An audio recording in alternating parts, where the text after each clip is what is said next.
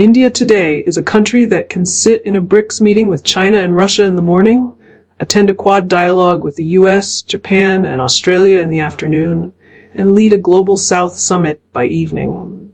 That's not political acrobatics. That's deliberate strategic design. But such balancing acts don't come without friction. For every handshake, there's an unspoken rivalry. For every public statement, a private doubt. With the United States, India plays a game of strategic patience. With China, an uneasy truce. With Russia, a friendship rooted in history, but tested by present realities. This is not the old non-alignment of the Cold War. It's something new. And understanding it means looking closely at how India navigates three great powers with three very different expectations. Before we move forward, please like, share, and subscribe Strategic Vanguard and be up to date with the latest news and happenings from the world of defense, strategic, and international affairs. Tune into our video channels in YouTube and Rumble.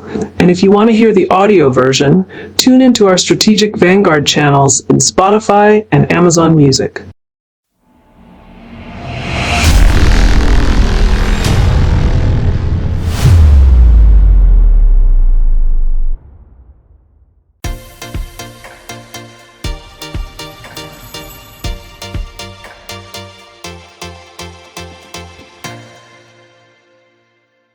The India-US relationship is one of the most strategically important in the 21st century. But like any long-term partnership, it has gone through phases.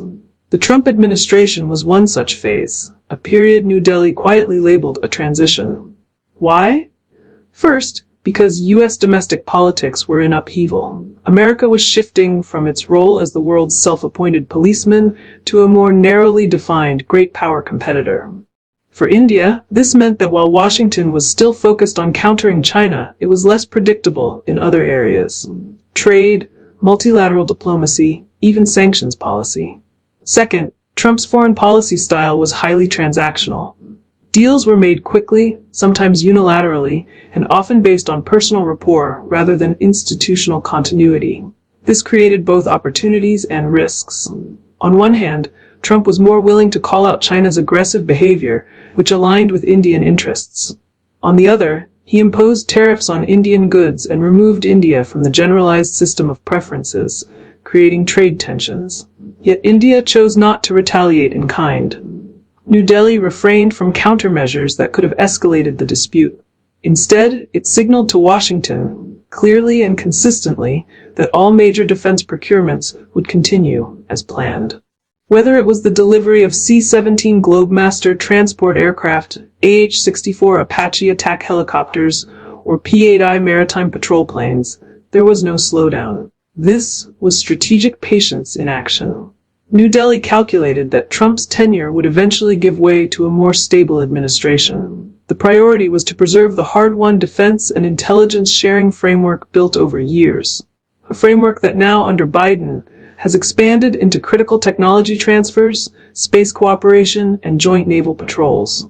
In short, India treated Trump's era not as a rupture, but as a bridge that kept the US relationship intact through turbulent waters.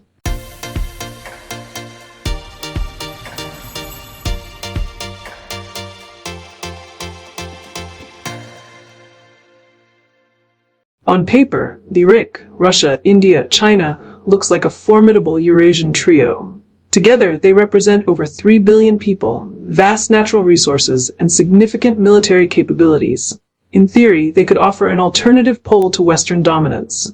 In practice, the reality is far more limited. For India, the problem is straightforward. Our core disputes with China are not just unresolved, they are ongoing. The border standoffs in Doklam, 2017, and the deadly clashes in Galwan, 2020, were not isolated incidents. They are part of a pattern of aggressive PLA behavior.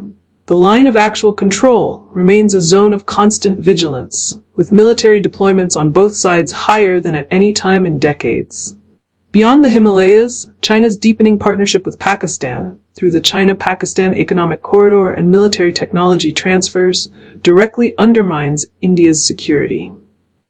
Projects in Pakistan-occupied Kashmir are a blatant violation of Indian sovereignty. Add to this China's growing naval presence in the Indian Ocean, and it becomes clear why trust is so thin. REC dialogues, therefore, function more as diplomatic courtesy than strategic alignment. They are useful for keeping communication channels open, discussing global issues like climate change or BRICS banking initiatives. But they are not platforms for genuine trilateral military or strategic cooperation. Delhi's approach is pragmatic. Participate in REC where our interests overlap, but never at the expense of national security. For India, China will remain both a neighbor to engage and a rival to deter. The inherent geopolitical realities limit how far REC can ever go.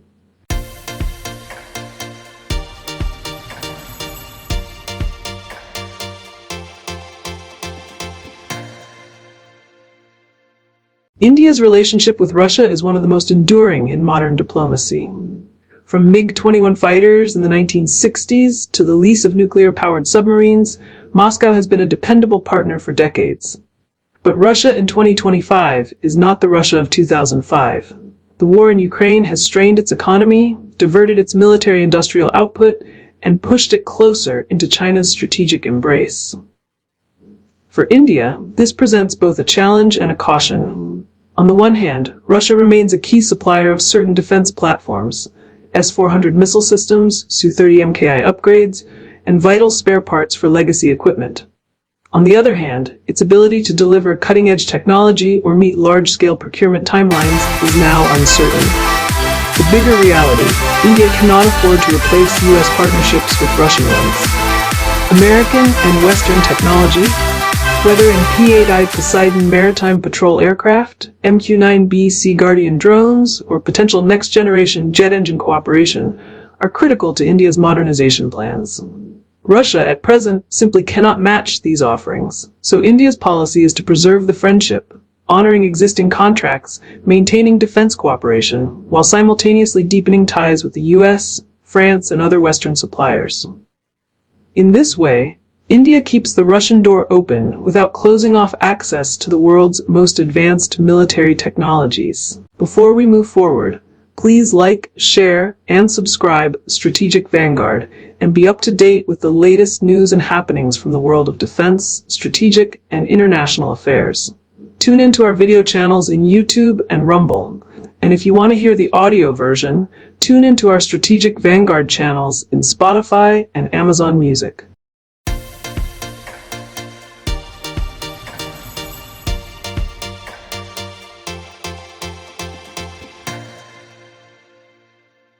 India's grand strategy rests on a simple truth.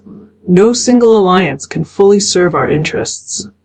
BRICS gives India a voice in shaping global economic governance and in representing emerging economies. But it is hampered by the India-China rivalry and differing visions of the world order. The Quad is a security-focused grouping aimed squarely at ensuring a free and open Indo-Pacific. Here, India finds natural alignment with the US, Japan, and Australia in countering China's assertiveness at sea. The Global South identity allows India to speak as a leader of developing nations, pushing for equitable trade, climate justice, and reforms in multilateral institutions. Balancing these roles requires agility, engaging with China in BRICS while confronting its actions in the Indo-Pacific, deepening US defense ties while maintaining Russian defense cooperation, leading the Global South while remaining plugged into advanced technology ecosystems in the West. This is not fence-sitting, it is multi-alignment. And in today's fractured world, multi-alignment is India's strongest card. India's foreign policy today is neither non-aligned in the old sense, nor fully aligned in the Western sense.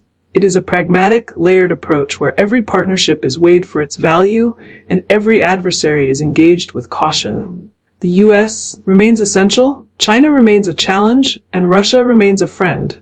But in the end, the only constant in India's strategy is the pursuit of its own national interest. Before we move forward, please like and subscribe to Strategic Vanguard, and please share our videos to be updated with the latest news, reviews, and expert analysis from the world of defense and strategic affairs.